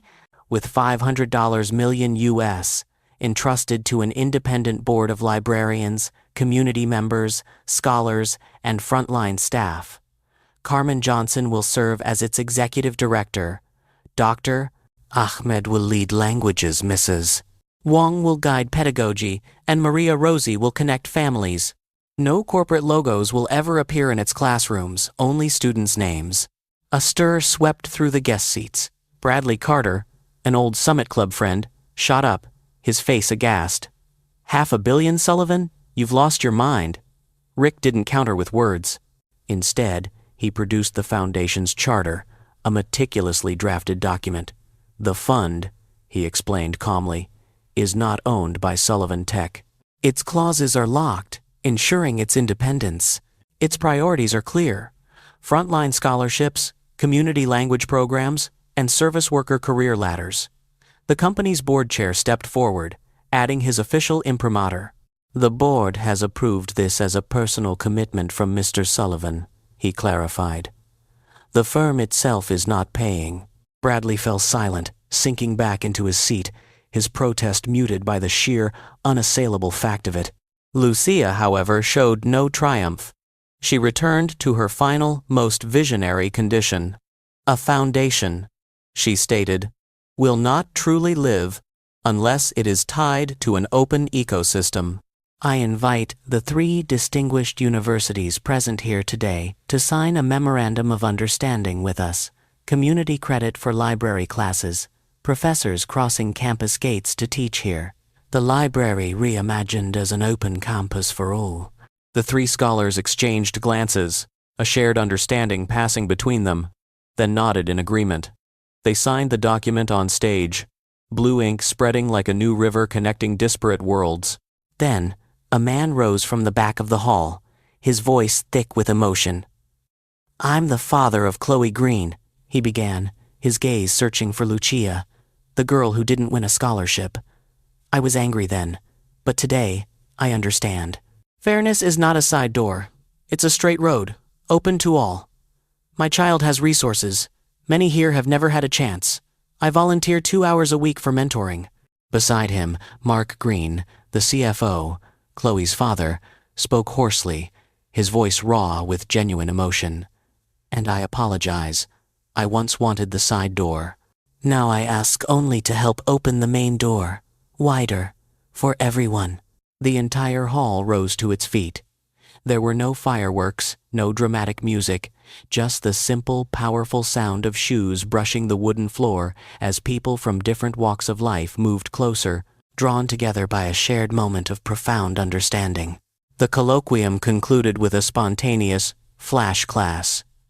Lucia invited Bradley Carter, still somewhat stunned, onto the stage to try 1 minute of Mandarin. Asterisk. Nihio asterisk, she taught him. Bradley mispronounced it, mangling the tones. The room laughed softly, a gentle, understanding sound. Lucia didn't mock. She corrected him gently. Asterisk.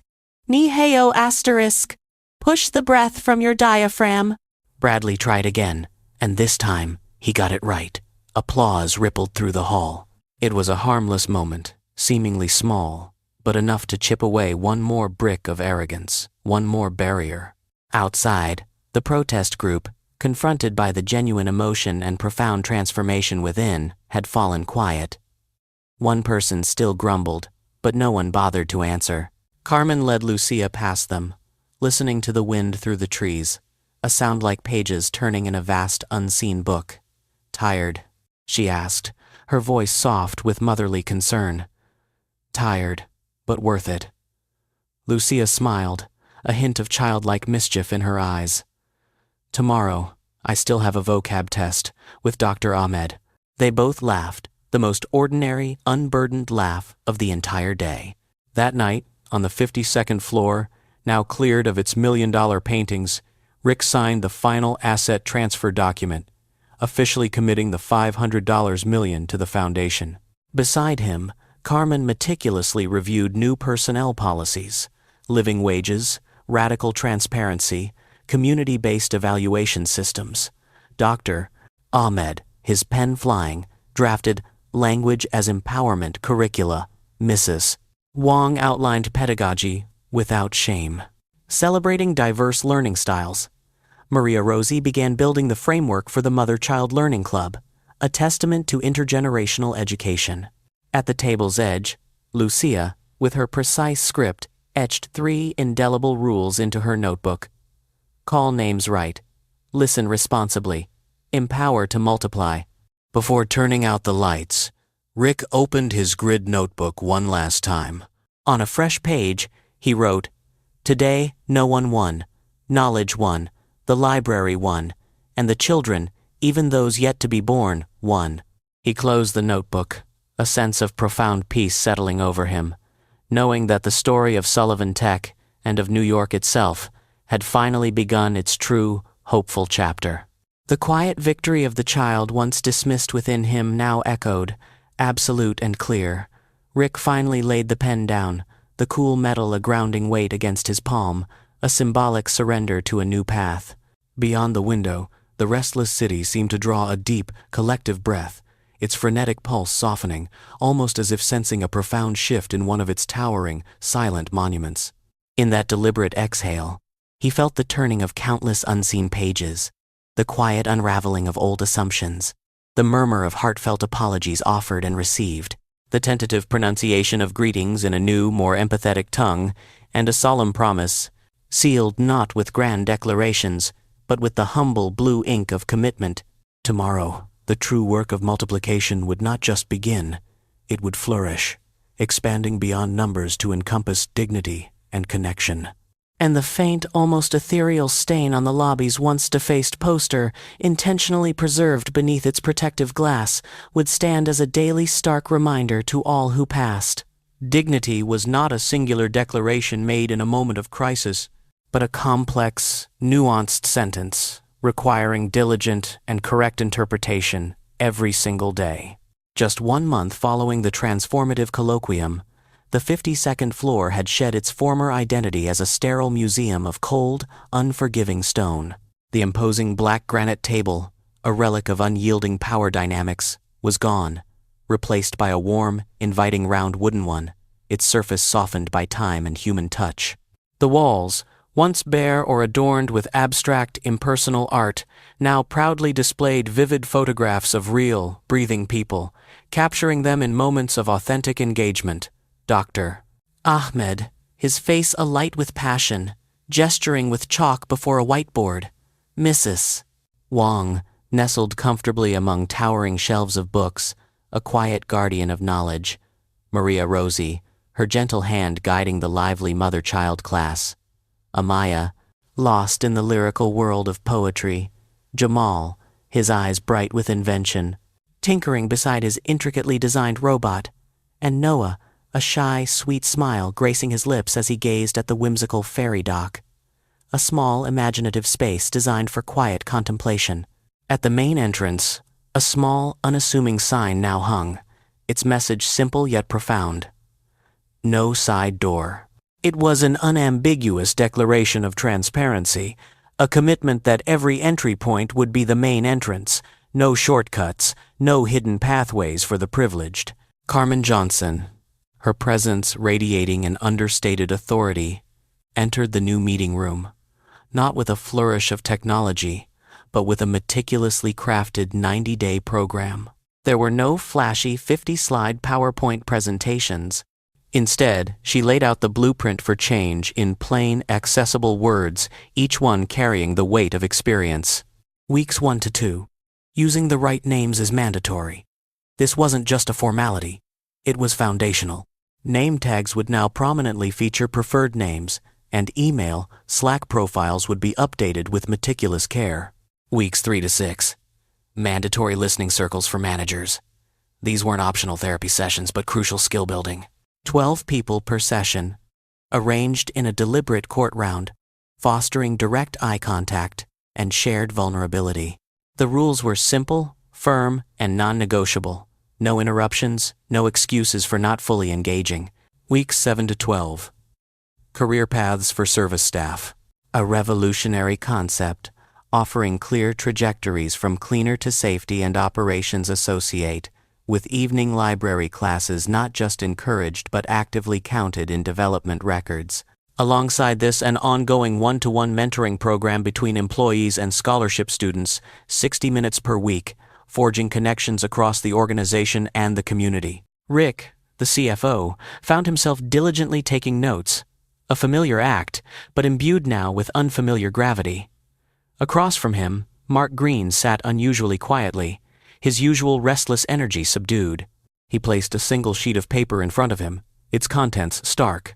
I withdraw from all selection panels for 12 months. I request to serve as advisor on impact measurement. Well servant eventers, well 77. The silence that followed wasn't heavy or awkward. Rather, it felt like a collective breathing space, a moment of profound relief for a man who had just, with quiet integrity, placed a crucial brick in the foundation of something new, in precisely its right spot. To ensure this burgeoning culture didn't devolve into hollow slogans, Lucia, with her characteristic wisdom beyond her years, proposed the 3-sentence rule, a mini code of conduct, concise and impactful, to be prominently displayed in every meeting room. 1. Asterisk, asterisk. Say the right name. Asterisk, asterisk. My name is your name. I like to be called preferred name. 2. Asterisk, asterisk. Listen responsibly. Asterisk, asterisk. I heard you say paraphrase. Here's how it affects me, my team. 3. Asterisk, asterisk. Empower to multiply. Asterisk, asterisk. What I can do this week is action. I need help, collaboration, to join me. The rule's immediate power was soon tested. In a tense technical meeting, a manager, without thinking, carelessly blurted, "Speak proper English." The room instantly froze, the implicit judgment hanging heavy in the air. But Anil, an Indian engineer, calmly and deliberately invoked the new rule. 1. My name is Anil, pronounced Anneil. 2. I heard you say proper English. It made me feel lowered, as if my contributions were diminished, even though I'm doing my job right and effectively communicating my ideas. 3. This week I'll host a session on clear, concise PR writing, focusing on impact over perceived properness. I hope you'll try this checklist, which avoids common jargon and ensures universal understanding. The manager, chastened, quietly nodded. It wasn't a shouting match, it was behavior corrected, constructively and respectfully. Another incident unfolded in the ground floor lobby. A new security guard, still learning the ropes, slipped into an old, demeaning habit, addressing Carmen as the cleaning lady. Carmen, instead of scolding, responded with quiet power, her voice steady and clear. 1. I am Carmen Johnson, the CEO of the Human Dignity Foundation, as well as the head of facilities management here at Sullivan Tech. 2. I heard you say, cleaning lady. It hurt me, not just because it's inaccurate, but because for 8 long years, that's how people dismissed me as if I were an object, not a person with a name and a story. 3. This week I'll be leading an orientation for our security team, specifically on the importance of saying the right name. I invite you to join us, front row, so we can learn together. The guard visibly blushed, his eyes meeting hers in a moment of profound understanding, and he nodded, a silent apology in his gaze. The very next week, he himself shared a powerful story with his colleagues during their morning briefing, recounting an experience of misnaming patients in a hospital and the devastating consequences that followed, a testament to the rule's ripple effect. Lucia, ever the innovator, continually expanded the language commons. Every Tuesday evening at the library, beyond the vibrant Mandarin class, a new work chat room had sprung up, a quiet corner where service employees, often overlooked, could practice crafting professional emails with patient student tutors. A single, elegant maxim was chalked onto the whiteboard: right to respect the reader. The library buzzed with new life. Amaya now hosted regular poetry nights, her readings weaving enchantment. Jamal, with his boundless curiosity, opened a circuit lab, inviting minds of all ages to explore. Noah, the once shy boy, found his voice teaching Excel to grateful parents. And Maria, with her innate warmth, meticulously organized weekend mother-child classes, fostering connection and learning. Multiplication, in its truest, most human sense, was undeniably taking shape. Yet, racism, deeply ingrained, did not simply vanish because of a 3-sentence rule. One morning, a group of black mothers arrived for the mother-child class, their laughter echoing warmly. As they stepped out of their rideshare, the driver, with a sneer of casual prejudice, challenged them. "Are you sure you're on the right floor?" The unspoken implication being that they had wandered into a space too rich for them. Lucia, witnessing the microaggression, did not yell or confront. Instead, she calmly invited him in, offering him 5 minutes of her time. Maria Rosie, quick to understand, handed him a stack of vocabulary cards, inviting him to assist in the class. One of the mothers, her voice filled with genuine warmth, said, "Thank you for helping us today." As he left, Lucia handed him a printed copy of the 3-sentence sheet. He read it, his shoulders slumping slightly, then sighed, a quiet admission. Old habit, I'll help next week. That very week, the company's recruiter initiated a mandatory retraining program for the entire rideshare driver team. Repeated, empathetic corrections, Lucia knew, were the forge in which new, better habits were formed. Meanwhile, Rick, the CFO, found himself facing a barrage of bullets from the market. A major retail client, critical to Sullivan Tech's portfolio, hesitated to renew their contract, citing a rather vague, yet pointed reason. "Our CEO is busy with social activism." Rick's team arrived, not with the usual glossy PR slides and marketing fluff, but with hard, irrefutable data. Error rates were demonstrably down. Incident response times were drastically faster, a direct result of their listen and fix process. NPS scores were significantly up, and recruitment costs were remarkably lower, thanks to improved retention. Rick, calm and confident, delivered their uncompromising message. We invest in trust, because trust directly produces productivity. If you want a supplier who simply chases short-term cheapness, we are not a fit for you. If, however, you want a partner who is resilient against the hidden crises of a disengaged workforce, then we are your partner. They renewed, not out of any misplaced pity, but out of pure, unassailable logic.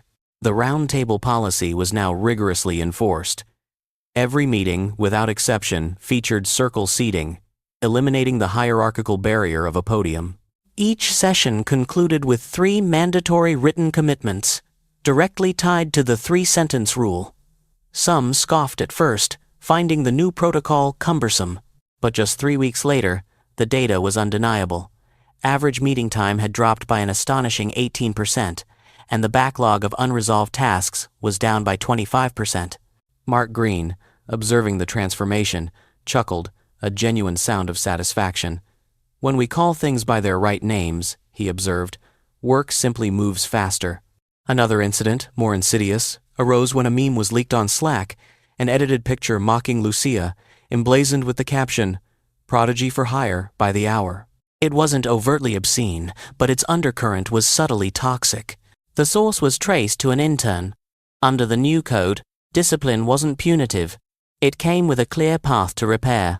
The intern received a 2-week unpaid suspension, 3 mandatory listening circles, a 1,000-word reflection on the impact of microaggressions, and, most surprisingly, a collaborative project, co-authoring with Lucia a practical guide titled How to Joke Without Wounding. Finally, a public apology was required. The intern, his voice shaking at the mic, agreed. "I thought it was just a joke," he confessed. "I truly didn't understand the hurt it caused. I'm so sorry." The guide, born from this mistake, soon became essential onboarding material for all new employees. At the New Jersey satellite plant, the 3-sentence rule, demonstrating its universal applicability, was translated into Spanish and Portuguese. There, a Latina worker, feeling truly seen and heard, suggested name pronunciation tags, small cards with phonetic spellings.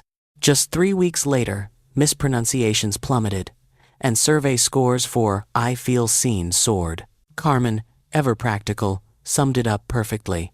Saying the right name doesn't waste time. Saying it wrong costs time to fix. By the 3rd month, Rick, with quiet determination, replaced the polished CEO office sign with a simple, small wooden plaque, "Round Table Room." Below it, barely visible, was a faint pencil mark, carefully cut from the once defaced poster and intentionally left. Visitors often asked about it. Rick would explain, "We keep the stain to remember that correction is never truly done. It's not some lofty philosophy. It's just a habit we cultivate every single day." At a company-wide town hall, a young female engineer stood, her voice resonating with sincerity. "I quit my old job because of constant racial jokes and microaggressions. Here, for the very first time, I see a simple, clear rule that truly takes the sting out of those interactions. Thank you for the 3-sentence rule." Applause rippled through the hall, not a thunderous ovation, but a steady, heartfelt affirmation, a sound of genuine relief and collective hope. At day's end, Rick found himself once again seated at table 12, the small wooden table that had become a silent witness to so much change. Lucia approached, handing him a page inscribed with 10 new lines of classical Chinese. He stumbled over the unfamiliar tones, then, with a determined sigh, stood up and tried again. Mrs. Wang, her wisdom gentle but firm. Observed. Tone, too. Lengthen. Ahmed, with a twinkle in his eye, teased. "Every mistake is another rung on the ladder, Rick." Rick, reflecting, scrawled in his notebook, "Reading people right is as hard as reading tones, isn't it? But with practice, it becomes natural. A second language of empathy." Carmen, watching through the library glass, nodded softly, a knowing smile playing on her lips. Culture, she knew, didn't miraculously sprout from grand speeches. It healed, gradually, from the patient cultivation of small, consistent habits. 3 words, she mused, truly encapsulated this chapter. Name, listen, empower.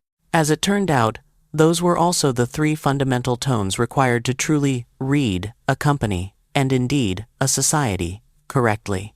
1 year after the poignant public co-reading at the library, the Lucia Johnson Foundation for Human Dignity released its inaugural report. The numbers presented were not flashy or sensational, but they carried an undeniable weight, a quiet power. The library network had expanded from 12 to 18 locations across New York City, Newark, Philadelphia, and Baltimore. There were now 2,300 regular learners, a diverse tapestry comprising 61% service workers, 27% parents, and 12% students.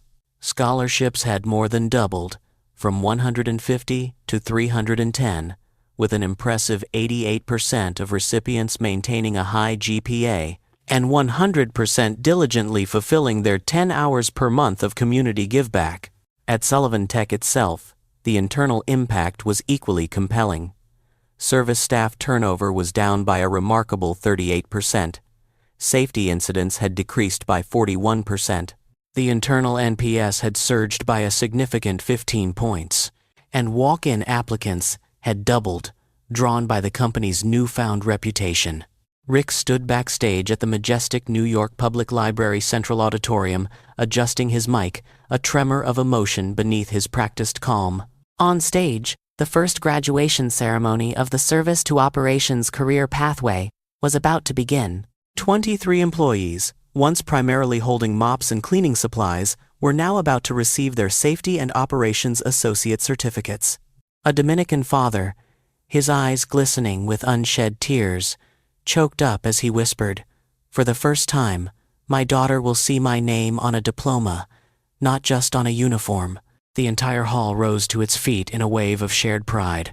Carmen, moving with grace and dignity, handed out the certificates, meticulously pronouncing each name with profound care, each syllable a rung on the ladder of someone's upward journey. Off to the side, Mark Green and his daughter Chloe attended a mentoring session. Chloe, who hadn't secured a scholarship the previous year, was now, through her own initiative and dedication, mentoring two bright students from the Bronx, patiently teaching them presentation and planning skills. "I learn so much more when I teach," she confided to Lucia, an easy smile lighting her face. Lucia grinned back, her eyes sparkling. "Teaching," she affirmed, "is truly the fastest way to learn." In the back row, Bradley Carter, an old acquaintance from the exclusive Summit Club, a world far removed from public libraries and anonymous benefactors, sat discreetly, his usual entourage of cameras noticeably absent. He quietly passed Rick a small card. "I want to anonymously fund $1 million for the Reed Society Write program in Baltimore," it read. Not, Rick realized, because he had lost a debate or been publicly shamed, but perhaps because no one had forced him to go live or perform here only to read, to listen, and to truly understand. Rick scribbled back on a napkin. "Welcome to the Round Table." The foundation forged significant partnerships with prestigious academic institutions, Columbia, NYU, Fordham, enabling learners to earn community college credits. Professors, breaking free from their campus gates, embraced this new form of engagement. Classes were graded with the same rigor as on-campus courses, and learners proudly received library cards that doubled as student IDs. A literature professor, reflecting on the experience, remarked, "On campus, we teach philosophy. At the library, we witness philosophy become profoundly human." Even the media, once harshly critical, softened its tone. The City Ledger, a publication that had previously mocked Sullivan Tech, published a mild correction, acknowledging the measurable impact of language commons. It wasn't a full apology, but it was enough to cool the air, signaling a nascent understanding. More importantly, the true beneficiaries of the foundation found their voices. A Jamaican parent wrote a heartfelt letter. "I sent my first confident email to a teacher, all thanks to the class. My son looked at me and said, 'Mom, I'm so proud of you.'" At Sullivan Tech, the photo wall thickened, a vibrant mosaic of mentoring pairs, name pronunciation tags, and no side door signs now prominently displayed in every lobby.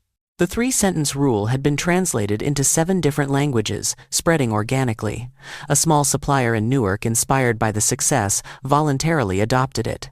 After just 3 months, they reported lower turnover and fewer customer complaints. "No big slogans needed," they wrote in a glowing testimonial. "Just read each other, right?"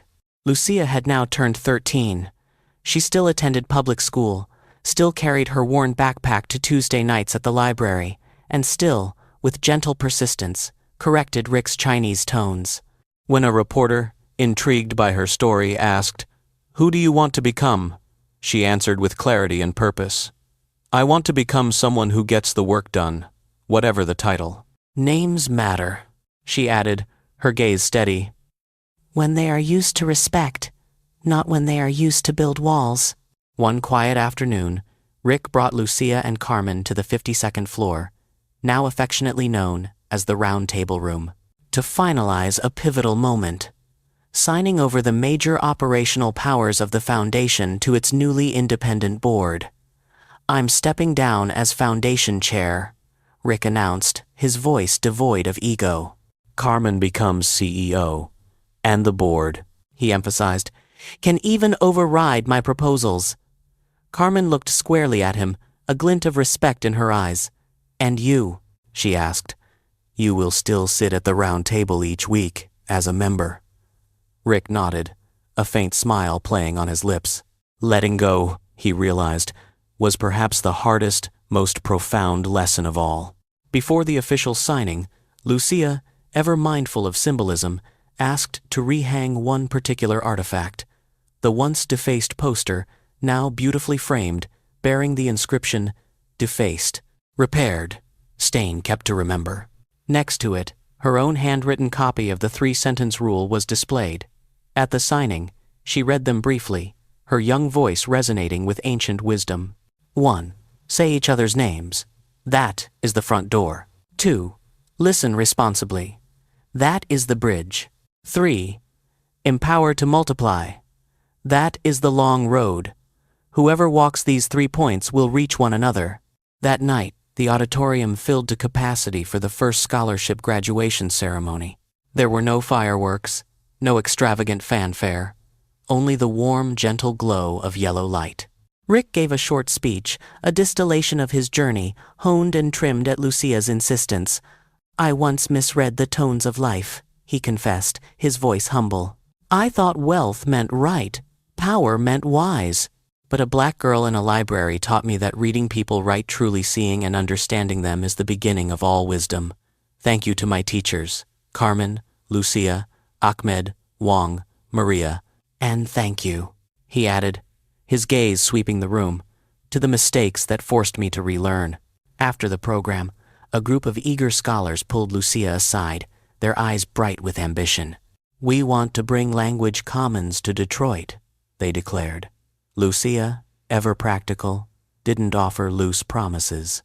Instead, she pulled out an 8-point checklist: partner library, core teaching team, minimum budget, impact metrics. She ended with her unwavering mantra: no company logo, only students' names. Rick's last call that night was to Jamal's mother. She wept tears of joy, telling him Jamal had just received an internship offer at the MTA. Nothing certain yet. Rick smiled into the phone, his heart full. But the road is open. He hung up, then looked through the library window at table 12 across the street, a familiar sight. Carmen was diligently grading listening modules, her focused profile illuminated by the library's soft glow. Lucia, patient and unwavering, was correcting a newcomer's tone on Ma. Table 12, Rick realized, no longer belonged to him. It belonged to anyone willing to sit, to learn, and to grow. Late into the quiet night, Rick opened his grid notebook. On the final page of the year, he carefully penned 3 lines, the distilled wisdom of his transformation. Wealth is making others rich. Strength is lifting the weak to stand.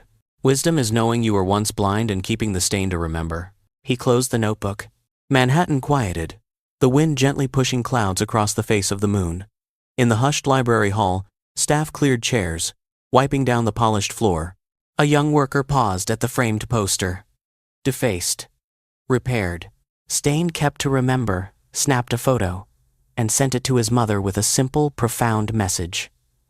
I'm called by my real name at work. Tomorrow, multiplication would continue. 1 hour of mentoring, 1 clearer email, 1 properly pronounced hello, 1 decision not to slip through a side door. There would be no grand finale, just the quiet, persistent effort of the long road. And on that road, the steady, resonant voice of a 13-year-old black girl kept echoing through the urban landscape. Reading words right, reading people right, reading society right. That is the true legacy. And the faint stain left on the wall, deliberately preserved, would forever remind everyone that dignity is not a declaration once made, but a daily, conscious practice. And so ran the extraordinary journey. From the cold arrogance of the 52nd floor to a small, unassuming wooden table in a library, where a 13-year-old black girl quietly taught a billionaire that true wealth is found not in accumulation, but in preserving human dignity and opening wide the doors of opportunity for all. It makes one wonder, if you were in Lucia's place, would you have found the courage to stand up for your mother and for yourself, against prejudice and entrenched power? This story, rich with meaning, offers its own quiet challenge, one that resonates long after the final page is turned.